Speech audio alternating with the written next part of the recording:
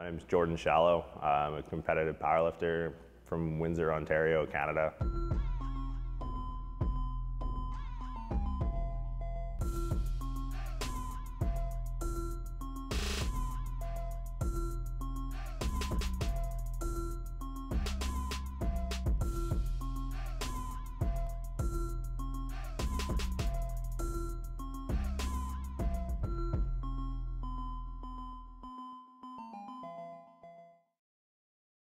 I'm a chiropractor and strength and conditioning coach, kind of by trade. Office is inside of Boss Barbell Club in Mountain View, California. So it's a powerlifting kind of specific gym. So Dan, when I was going through school, you need to kind of accumulate a certain number of hours working with like real patients. So a good friend of mine was a mutual friend and training partner with Dan at the time, a guy named Bill Newman. He's a powerlifter as well, yeah. Bill's a really good lifter. So Bill was coming to see me to kind of general maintenance stuff, get some injuries sorted out, and then he had started training at Boss with Dan, and then without giving too much away, Dan started working with me. And then as I graduated and kind of got sick of the corporate side of things, we kind of transitioned over, and he had some space in Boss and kind of set sail just a few months after graduating, and I've been in practice now inside of Boss for a little over 2 years now. So I did my undergraduate in Toronto, Ontario. After my undergrad, I moved for chiropractic college to Santa Clara, California. I graduated there. I started working kind of in a corporate world. Was working in a wellness center for a major tech company. Then got introduced to Dan, started working at a Boss Barbell Club, and that was sort of my first introduction to powerlifting, and one thing kind of led to another. I did my first powerlifting meet, so competitive powerlifting. I did my first powerlifting meet, I want to say it was June 18th, 2 years ago. So it was the Surf City Open in Santa Cruz, California, and I totaled 1721 at 242. I've always kind of been into squat, bench, and dead. I've always power lifted, but quickly realized that you can squat, bench, and dead and not be a power lifter. Still kind of feel like I'm figuring this stuff out. Every meet that I do is a new experience. But yeah, so a little over what that would be 2.5 years of competitive powerlifting now. I mean, I'm from the same hometown as Frank McGrath. From St. John's, Newfoundland originally. Some professional bodybuilders that come out of our hometown, some really strong powerlifters that come out of our hometown. So always kind of been inundated into lifting. I grew up playing hockey in Canada, as pretty much everyone does. So I was lifting weights for that. I was a goalie, so I think the plan was just to get as big as possible, so I had to move as little as possible.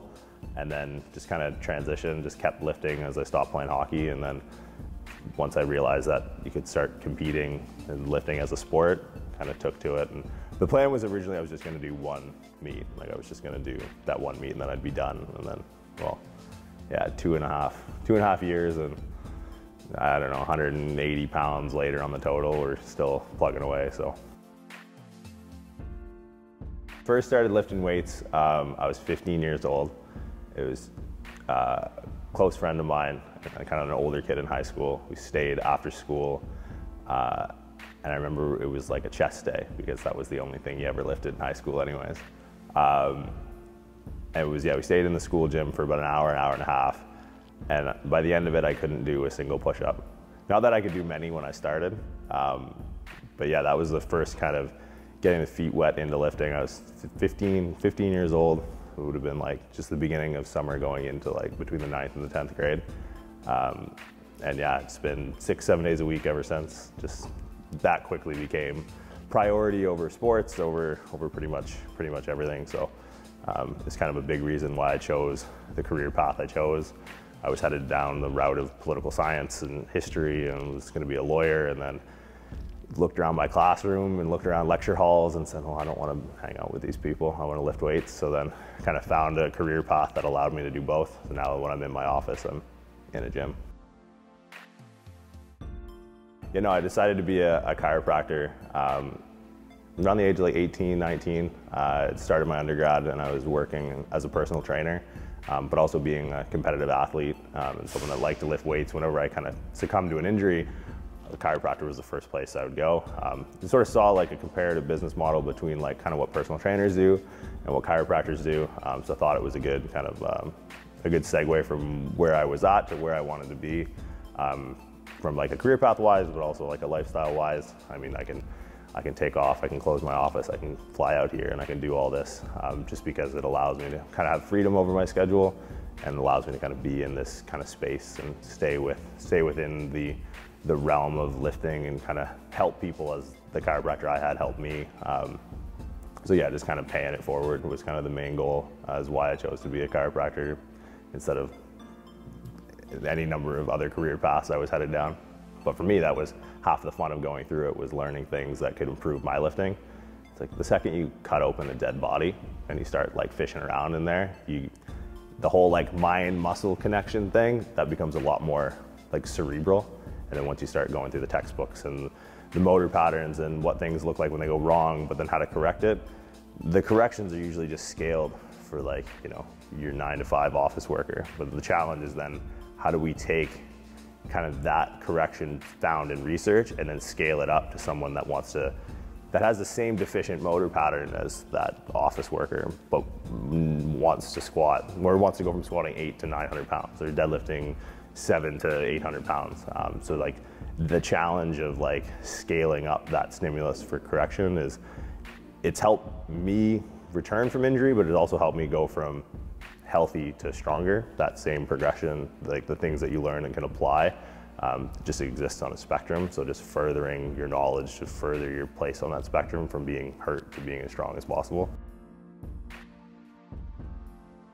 Yeah, I mean, short-term goals with powerlifting is just PR the total every single time. That's the one lift that matters, and just do it in competition. Just keep it on the platform. I think powerlifting can get lost on the internet a little bit, but to me, I got into it because it was a sport. It was something tangible that I could compete in again. You know, I mean, I played hockey. I think I could skate before I knew how to walk. So I've always been in competitive sports. So being in something that's objectively measured, your success, your output is a direct correlation to your input. So the short term is just always more.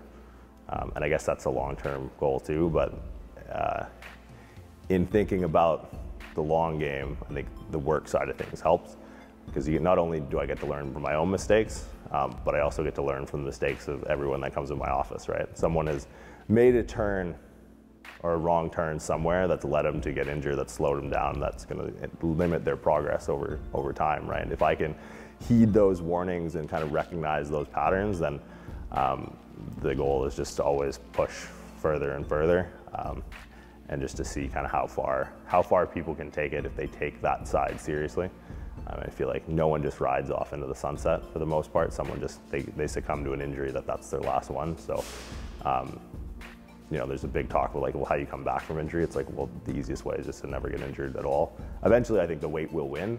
And if that's the mindset, where more and more and more, it's like, I want to see how big of a number I can put up before the weight eventually wins. So that's kind of the long-term goal, is when it kind of forces me out, when the dust settles, what's the numbers on the chalkboard gonna say? And that's the only goal.